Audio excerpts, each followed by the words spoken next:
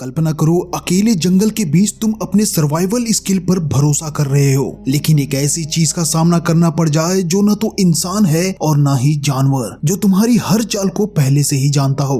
Film की शुरुआत होती है एक आदमी डक को दिखाते हुए, जो एक वाइल्ड लाइफ फोटोग्राफर होने के साथ साथ अपनी एक फेमस शो भी चलाता है जिसका नाम है वुड्स वर्सेस। ये एक सर्वाइवल शो है जिसमें वो दूर दराज के जंगलों, वीरान इलाकों में जाकर सर्वाइव करना सिखाता है। इस शो के 2 सीजन पहले ही रिलीज हो चुके थे। कुछ लोगों ने शो पसंद किया, मगर कुछ ऐसी बातें थी जिस वजह से किसी बड़े टीवी चैनल ने ये शो नहीं खरीदा और अब ये लोग तीसरा सीजन शूट करने वाले हैं। अगर इसे भी किसी टीवी चैनल ने नहीं खरीदा तो डक के साथ साथ उसकी टीम भी कंगाल हो जाएगी। मतलब ये है कि आजकल डक मुश्किल हालात से गुजर रहा है। अब डक और उसकी टीम ने उत्तरी कनाडा के जंगलों में जाने का फैसला किया था, जहाँ सर्वाइव करना बहुत ही मुश्किल होता है। हम देखते हैं कि डक रात को घर से निकलता है। वो अपनी पत्नी और छोटी बेटी को जगाना नहीं चाहता था, मगर फिर भी वो जाग गए। डक की बेटी ने उसके लिए एक वीडियो मैसेज रिकॉर्ड किया था ताकि जब डक जंगल में अकेला महसूस करे तो इसे देखकर उसे हिम्मत मिले। इतने में ही डक की टीम भी आरवी लेकर वहां पहुंच गई, जिसके बाद वो सभी अपने टूर गाइड से मिलने निकल पड़े, क्योंकि वो इलाका बहुत ही खतरनाक था और बिना टूर गाइड के वहां जाना खतरे से खाली नहीं था। वहां उनकी मुलाकात डंकन से हुई, जो इसी इलाके में रहता है और वही उनका टूर गाइड भी होने वाला था। इसके बाद ये लोग बोट द्वारा डक को जंगल में ले जाते हैं, जहाँ उसे 5 दिन गुजारने होंगे, जिसके बाद ये लोग वापस उसे लेने आएंगे। अगर इस बीच कोई मुश्किल होती है तो डक के पास एक सैटेलाइट फोन है जिसके द्वारा वो अपने दोस्तों से कांटेक्ट कर सकता था। इन 5 दिनों में डक को अपने सर्वाइवल की फुटेज रिकॉर्ड करनी है। अभी ये लोग थोड़ा आगे बढ़े ही थे कि वहाँ बारिश शुरू हो गई। डंकन उसे समझाता है कि तुम्हें यहाँ इन सब चीजों का सामना करना पड़ेगा। ये सभी लोग डक को जंगल के किनारे छोड़कर वहाँ से निकल जाते हैं। अब उनके जाते ही डक सबसे पहले अपना कैमरा सेट करता है और यहीं से शो की शुरुआत होती है। डक अपना बैग खोलकर उसके अंदर का सामान देखने लगता है। उसका चैलेंज यही था कि बैग में मौजूद चीजों की मदद से ही वो 5 दिन यहाँ सर्वाइव करेगा।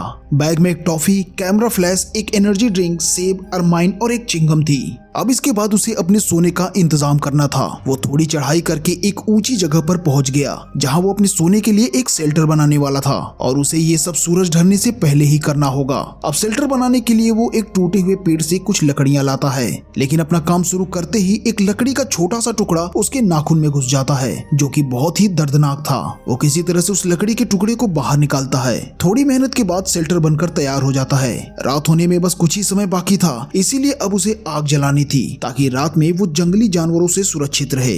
आग जलाने के लिए वो एनर्जी कैन का उपयोग करता है। उसके मेटल वाले हिस्से को घिसकर वो आग जलाने की कोशिश करता है। आधे घंटे तक घिसने के बाद वो उसे सूरज की दिशा में रख देता है ताकि सूरज की किरणें उससे रिफ्लेक्ट होकर उस लकड़ी पर पड़े और इससे वो आग जलाने में सफल हो जाता है। थोड़ी ही देर में रात हो गई थी। डक सैटेलाइट फोन से अपनी टीम को कॉल करता है, जो अपनी पार्टी में मगन थे। ये जानकर डक को थोड़ा बुरा भी लगा कि यहाँ उसे इतनी दिक्कत हो रही है, लेकिन वो लोग मजे में हैं। लेकिन ये बात डक को माननी ही होगी कि असल में यही तो उसका काम है। खैर, आग की गर्मी से वो थोड़ी ही देर में सो गया, लेकिन आधी रात में अचानक एक बहुत बड़ा धमाका हुआ, जिस वजह से कुछ समय के लिए सब कुछ हिल गया। डक ने भी ये सब महसूस किया, लेकिन वो उसे इग्नोर करके फिर से सो गया। उसे लगा कि शायद भूकंप होगा। अगली सुबह जब वो जागा तो उसने देखा कि जंगल को चीरते हुए आसमान से कोई चीज नदी में आकर गिरी थी और इसी वजह से जमीन हिल गई थी। डक भागकर उस जगह पर पहुंचा तो उसने देखा कि पानी की सारी मछलियां मर चुकी थी, यानी कि पानी में कोई खतरनाक या जहरीली चीज गिरी थी,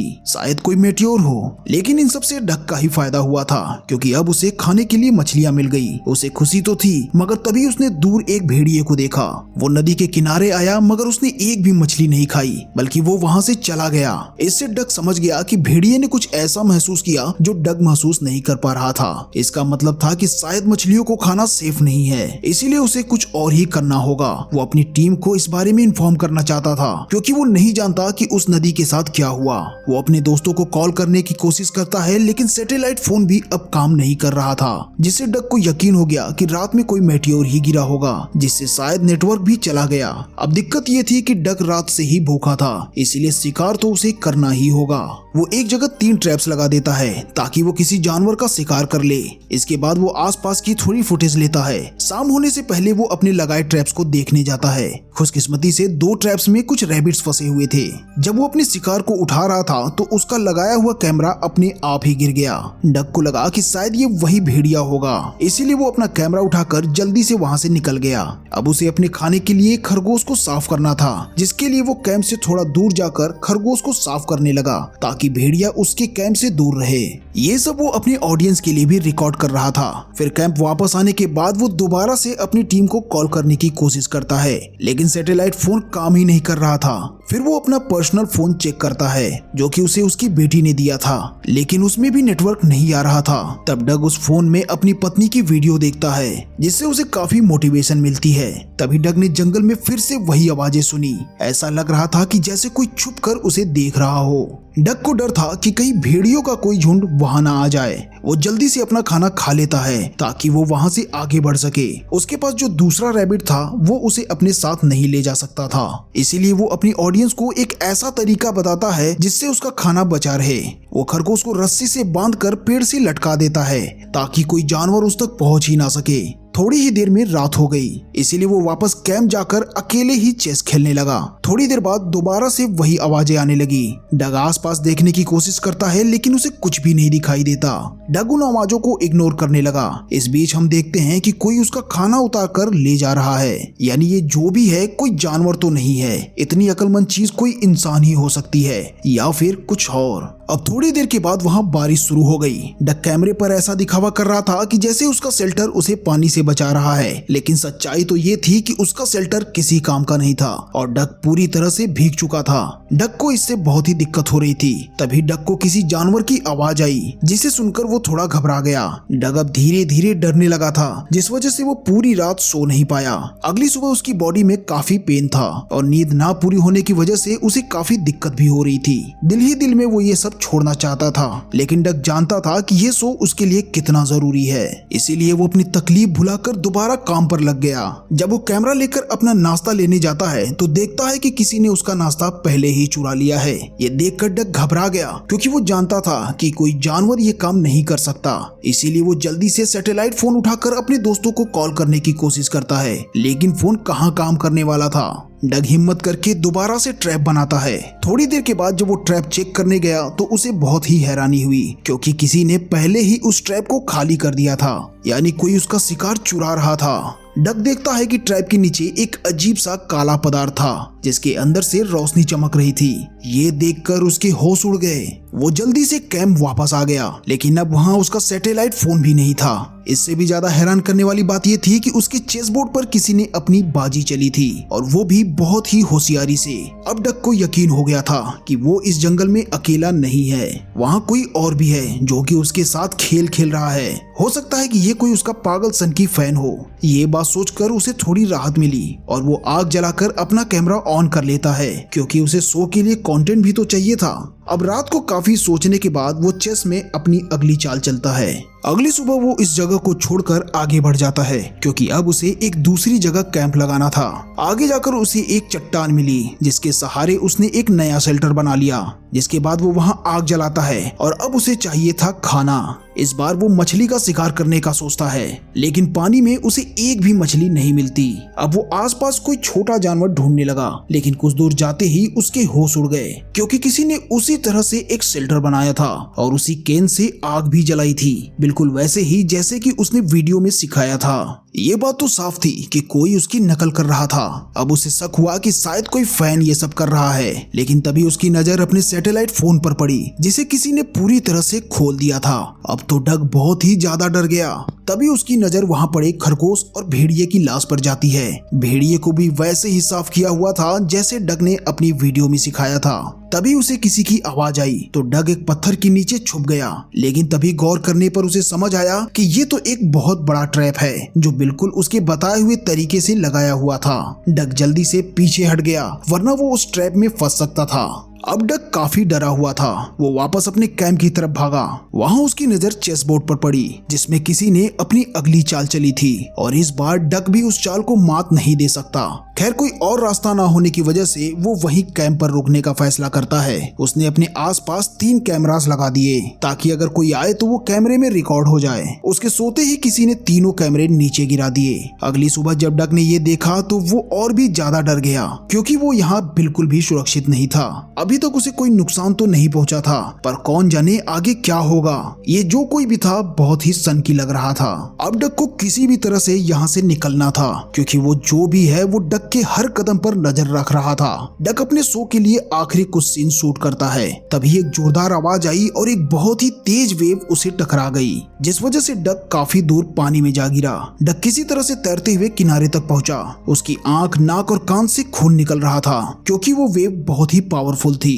डक अपने कपड़े निचोड़कर उन्हें दोबारा पहन लेता है और जल्दी वहाँ से भागने लगता है। अब वो किसी भी तरह बस यहाँ से निकलना चाहता था लेकिन भागते हुए अचानक ही वो एक गड्ढे में गिर जाता है। वो बेहोश होने ही वाला था कि तभी उसने ऊपर देखा। वहाँ कोई तो था जो डक को देख रहा था। थोड़ी देर के बाद जब उसे होश आया तो उसकी हालत बहुत बुरी थी। उसका एक हाथ जख्मी हो चुका था जिसे वो अपनी शर्ट से बांध लेता है और फिर से ऊपर चढ़ने की कोशिश करता है। किसी तरह हिम्मत करके वो उस गड्ढे से बाहर निकल आया और फिर उस जगह पर पहुंचा जहां उसके दोस्त रुके हुए थे। वहां पहुंचकर वो देखता है कि वहां कैंप तो मौजूद था लेकिन वहां कोई भी नहीं दिखाई दे रहा था। आसपास देखने पर उसे टेरी दिखाई दिया। वो एक पेड़ से टंगा हुआ था, बिल्कुल वैसे ही जैसे कि डग ने अपने शिकार को पेड़ से टांगा था। डग जल्दी से टेरी को नीचे उतारता है। टेरी अभी भी जिंदा था। डग को मदद चाहिए थी इसीलिए वो सबसे पहले अंदर जाकर रेडियो से संपर्क करने की कोशिश करता है लेकिन रेडियो भी डेड था।